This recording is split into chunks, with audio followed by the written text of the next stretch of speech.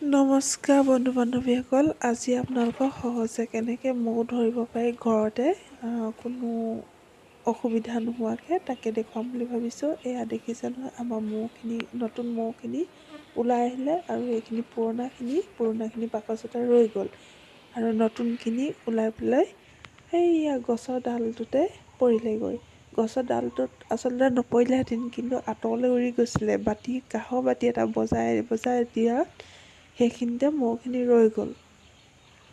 যিহেতু এতিয়া মাৰ্চ, এপ্ৰিল, মে' এই 3 মাহত মৌৱে নতুন ৰাণী সৃষ্টি কৰে আৰু নতুন ৰাণী সৃষ্টি কৰিলে একেটা বাহতে দুজনী ৰাণী নাথাকে আৰু মৌখিনি যেতিয়া সৰহ হয় বাকচত, তেতিয়া সিহঁতে নতুন ৰাণীক লৈ সেই পুৰণা বাকচটোৰ পৰা ওলাই গুচি যায় নতুন মৌখিনি।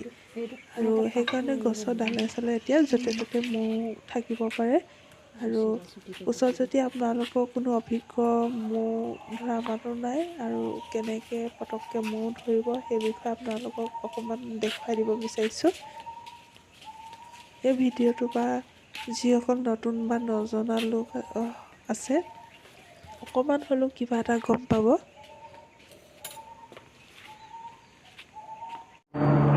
আৰু এয়া জুলুঙিয়াটোত তাৰ কেবল লগাই মৌখিনি ধৰিবলৈ গৈছে। যিহেতু ফেৰেঙনি মৌখিনি আছে, সেইকাৰণে ধৰিবলৈ অকণমান অসুবিধাও হৈছে, কিন্তু এইবাৰ যেনেকৈ পাৰে ধৰিব চেষ্টা কৰিছে। এয়া মৌখিনি ধৰি তললৈ নমাই আনিছে। থাকি আহিলে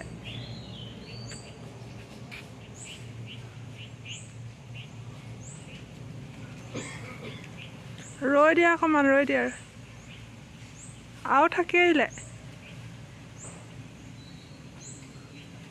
গছৰ ফেৰেঙনিত থকাৰ কাৰণে একেবাৰতে মৌখিনি ধৰিব পৰা নগ'ল। প্ৰথমবাৰ এয়া ধৰি এনেকৈ ৰাণী মৌজনী চাই থকা হৈছে। এইবাৰ প্ৰথমবাৰ মানে ৰাণী মৌজনী নাহিলে। ৰাণী মৌজনী থাকিলেহে বাকীখিনি মৌ থাকিব, গতিকে আকৌ আমি ৰাণী মৌজনী ধৰিব লাগিব।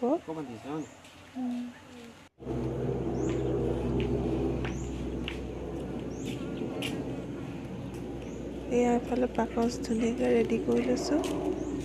গামোচা চামোচা ওচৰত আনি লৈছোঁ, যাতে মৌখিনি ভৰোৱাৰ পিছত গামোচাখনে ঢাকি দিব পাৰি, ঢাকি থ'ব।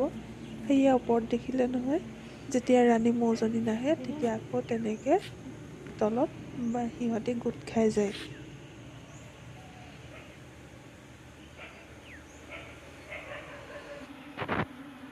এইখিনি মৌ প্ৰথমবাৰ অনা মৌখিনি বাকচত ধুনীয়াকৈ সোমাই গৈছে। দেখিলে নহয়, মৌখিনি লাহে লাহে কমি আহিছে আৰু সিহঁতি বাকচৰ ভিতৰত সোমাই গৈছে।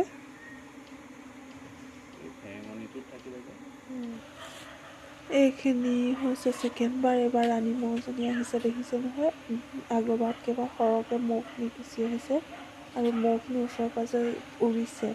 আৰু ইয়াতে গম পোৱা হয় মৌজনী আহিছে, যিহেতু ৰাণী মৌ য'তেই থাকে বাকী মৌখিনি তালৈকে আহিব আৰু গোটেইখিনি আহিব। লাহে লাহে গছৰ ডালত থকা মৌখিনিও তললৈ নামি গুচি আহিছে। পৰাপক্ষত মৌখিনি একেবাৰতে ধৰিবলৈ চেষ্টা কৰিব। আমাৰ অকণমান অসুবিধা হোৱাৰ কাৰণে আমি দুবাৰত ধৰিলোঁ আৰু মৌখিনি ধৰি পেলাই ধুনীয়াকৈ বাকচটো অলপ সময়ৰ কাৰণে বন্ধ কৰি ৰাখিব, যাতে মৌখিনি বাহিৰলৈ আহিব নোৱাৰে। যিহেতু বাকচটোত মৌখিনি নতুন হৈ থাকে, তাৰপিছৰ পৰা কোনো ধৰণৰ অসুবিধা নোহোৱাকৈ সিহঁতি নিজৰ বাহলৈ অহা যোৱা কৰি থাকিব।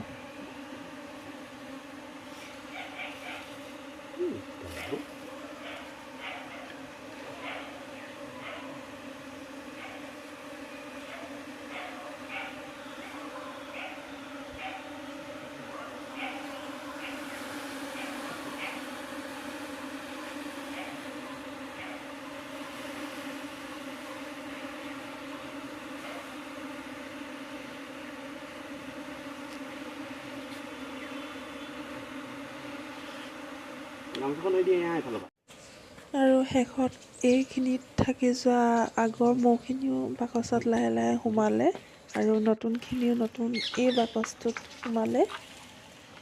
ভিডিঅ'টো শেষলৈকে চাই কেনেকুৱা পালে জনাবলৈ আকৌ এবাৰ কৈছোঁ, নাপাহৰিব।